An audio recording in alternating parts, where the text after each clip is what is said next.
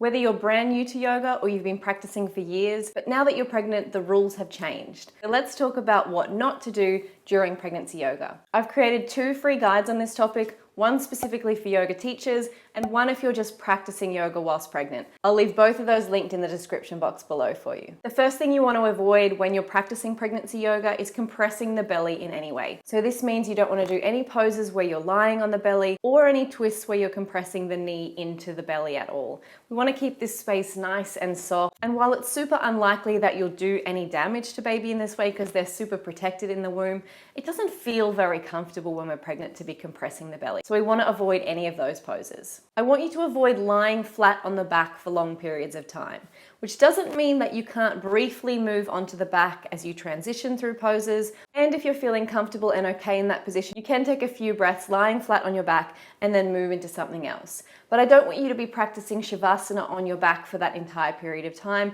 And the reason for that is we have a main vein that runs down that right side of the body. So if you're lying flat on the back, it might put a bit too much pressure on the vein and can compromise blood and oxygen flow to baby, as well as making you feel lightheaded. If you're super worried about this and don't want to lie on the back even for a short amount of time, you could put a pillow or a cushion under that right side of the body just to lift you up a little bit, which is going to help relieve that pressure off that main vein. Typically lying on the back isn't super comfortable during pregnancy anyway, especially during the later stages where your lungs and diaphragm are compressed by the room that baby is taking up. I always found when I was lying on my back, especially in the 3rd trimester, I would feel a little bit suffocated. It felt like I couldn't breathe properly. So propping up that upper back with a bolster or something is going to help this as well. Another thing you should completely avoid doing when you're pregnant and practicing yoga is trying to get a 6-pack. And now I know this sounds ridiculous, but basically this means we're not doing any poses that are actively and strongly crunching or activating the core area.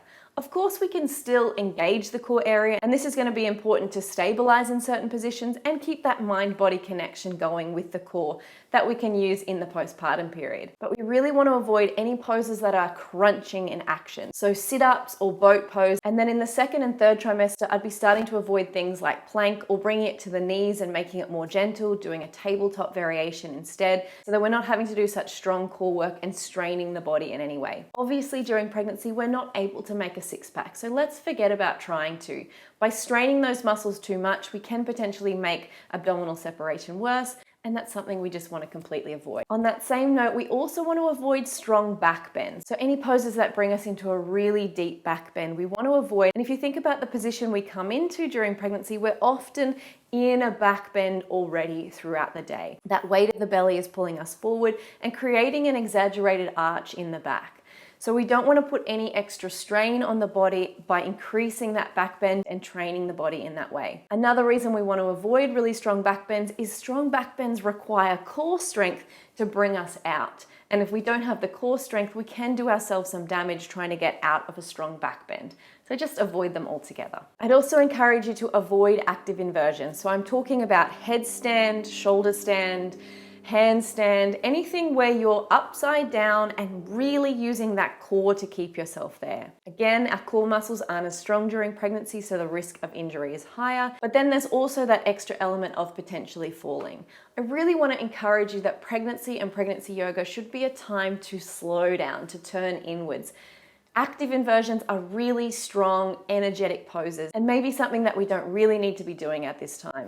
If you still feel the need to get upside down, you can do more gentle options, you can do bridge, you can still practice downward facing dog. Some people sit on the fence with downward facing dog during pregnancy and say that it's dangerous because the head is below the heart. Personally, I think this one should be taken on a case-by-case basis. If you still feel good in downward facing dog, you can still practice that as a more gentle variation to those other ones like headstand and handstand. Before I keep going, I know you might be starting to feel like, whoa, there's a lot of things I can't do during pregnancy yoga. And yes, I do admit there are a lot of contraindications around pregnancy yoga because we want to keep you and baby safe. But that doesn't mean you can't practice pregnancy yoga. If anything, I would just recommend you find a yoga teacher who specializes in pregnancy yoga and who can guide you safely through poses that are going to be right for you. If you would like to practice with me, I have lots of pregnancy yoga here on my channel or in my online yoga circle membership. Both of those will be linked down below. So the next thing I want you to avoid is holding poses for too long. The reason for this, our blood is already pumping at a higher rate during pregnancy, our blood volume is higher, and the pressure on those veins and arteries is increased because of this. That means those poses that you're holding are going to feel more intense. So just maybe hold for 2 breaths instead of 5. Lower the length of time that you're holding poses and move into a more flowing state when you're practicing pregnancy yoga. I want you to avoid pushing yourself in pregnancy yoga and overheating. Because of that extra blood volume, our temperature is higher when we're pregnant, so we're more likely to overheat more quickly. Pregnancy is not the time to be pushing ourselves as hard as we can, doing those power flow classes or those really strong vinyasa classes.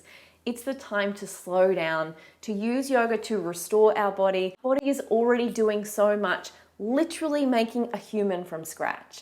And I think it's important to get your head around how special and incredible that is and really give your energy to making that baby rather than feeling like you need to push or exert your body in any way. To avoid overheating, make sure that you're wearing really comfortable, breathable clothing and have some water beside you to sip to cool the body down, taking rest whenever you need. You also need to avoid moving too quickly during pregnancy yoga. Because of the difference in blood volume, it can also affect blood pressure, which means when you're moving from high to low, you can feel dizzy more often. And it's super important because of our change of gravity, our balance is off, that we just move nice and slowly so we're not going to topple over and fall during any of our pregnancy classes. So just slow it down. And this is going to be the theme of pregnancy yoga. We're slowing it down. We're being even more mindful than we would be in a regular yoga class.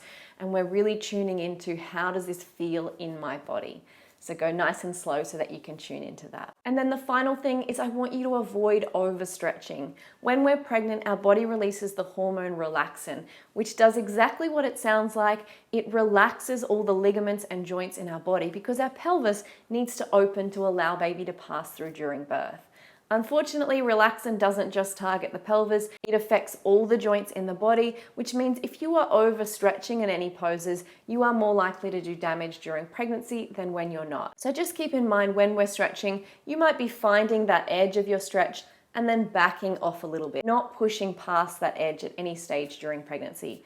And this goes for postpartum too. That relaxin can stay in the body up to 2 years post breastfeeding. So if you breastfeed, that time is going to extend when you need to really be mindful of overstretching. The most important thing is find a teacher who can guide you, who is experienced in what you should and shouldn't be doing in pregnancy yoga. If you'd like to practice with me, remember those classes are linked below. And if you are a yoga teacher and would like to learn more about teaching pregnancy yoga, I'll leave a link to my teacher training as well.